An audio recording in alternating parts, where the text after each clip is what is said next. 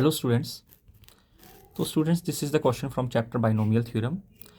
तो एक्सरसाइज के जितने भी क्वेश्चंस हैं वो तो आप लोगों ने सारे करके ही जाने हैं। तो ये क्वेश्चन जो है वो एग्जाम्पल में प्रेजेंट है और ये एक बार आया भी हुआ है, तो इसलिए मैं ये आप लोगों के साथ शेयर कर रहा हूँ। अब इस क्वेश्चन को करने का तरीका क्या है वो हम देख लेते हैं। यूजिंग बाइनोमियल थ्योरम मुझे बताना है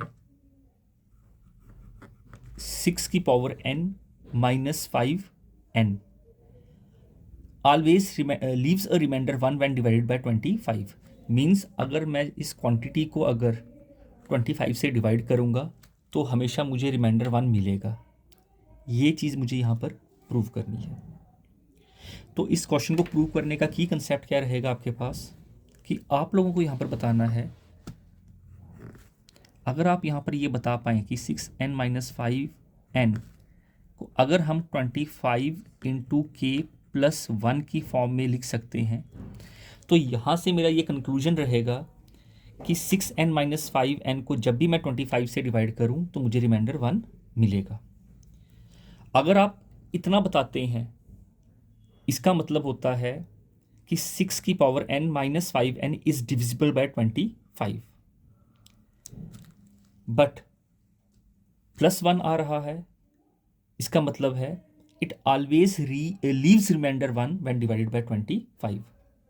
ये सिंपल आपके पास डिविजिबिलिटी का रूल है ना। तो इस पे ना ज़्यादा पढ़ते हुए मैं सीधा सीधा क्वेश्चन जो है वो अपना स्टार्ट कर रहा हूँ। तो चलिए, की कंसेप्ट क्या है, मुझे ये चीज़ बतानी है।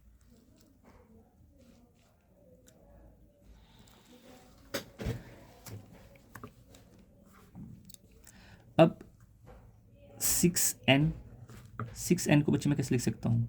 6n को लिख सकता हूँ मैं 1 प्लस 5 की पावर n। क्लियर? यहाँ से मैं अपना बाइनोमियल एक्सपेंशन अप्लाई करूँगा कि मुझे किसी तरीके से ये चीज़ बनानी है। अब बाइनोमियल लगाना है तो उसको ब्रेक करना पड़ेगा दो टर्म्स में, है ना, ताकि मैं एक्सपेंशन लगा सकूँ। लगाइए binomial expansion. This is a, this is b, this is n। nc0 a की पावर n,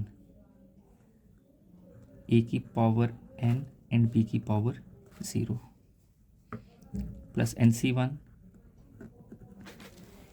a की पावर a कम कर देंगे n माइनस 1 और b की पावर 1। देन nc2 a की पावर एक और कम कर देंगे और b की पावर एक बढ़ा देंगे, है ना, ऐसा चलते जाएंगे। देन nc3 a की एक और पावर कम कर देंगे और b की बढ़ा देंगे और सो ऑन। तो एंड में हमारे पास क्या बन जाएगा? This is ncn। तो a की पावर 0 हो जाएगी और 5 की पावर n आ जाएगी। तो आई होप यहाँ तक की बात आप लोगों को क्लियर है। तो यहाँ सिंपल मैंने एक्सपैंड कर दिया इसको। अब nc0 की वैल्यू क्या होती है? 1 के ऊपर जो भी हो पावर दैट इज 1 और anything raised to power 0 is 1। तो this total quantity is 1 plus nc1 की वैल्यू हमेशा n ही होती है। जैसे 5c1 होगा वो 5 ही होगा, ठीक है। तो nc1 इज सिंपली n। 1 की जो मर्जी 1 5, this is 5 that is 5n plus. अब यहाँ से ध्यान दीजिएगा, यहाँ से मैं क्या करूँगा? यहाँ से मैं अपना 5 स्क्वायर कॉमन निकालूंगा, क्योंकि मुझे पता है कहीं ना कहीं मुझे 25 ये वाली फॉर्म लेके आनी है ना। 5 स्क्वायर बाहर निकाल दीजिए, क्या बच जाएगा यहाँ से? ध्यान दीजिएगा, nc2 5 स्क्वायर बाहर निकल गया तो भाई 1 की जो मर्जी पावर हो तो 1 ही होगा, तो बस यही बचेगा। दिस इज nc3, तो ये तो 1 ही बनेगा। दिस इज 5 स्क्वायर बाहर निकाला तो ये 5 बनेगा यहाँ पे। सो अच्छा, nc ये भी हमेशा 1 होता है। जैसे अगर आपके पास 5C 5 है, सीधे आंसर 1, 6C 6 है, आंसर 1 है ना। NCN is always 1। तो मैंने 5 स्क्वायर यहाँ से बाहर निकाला हुआ है, तो यहाँ पर मैं लिखूँगा n-2।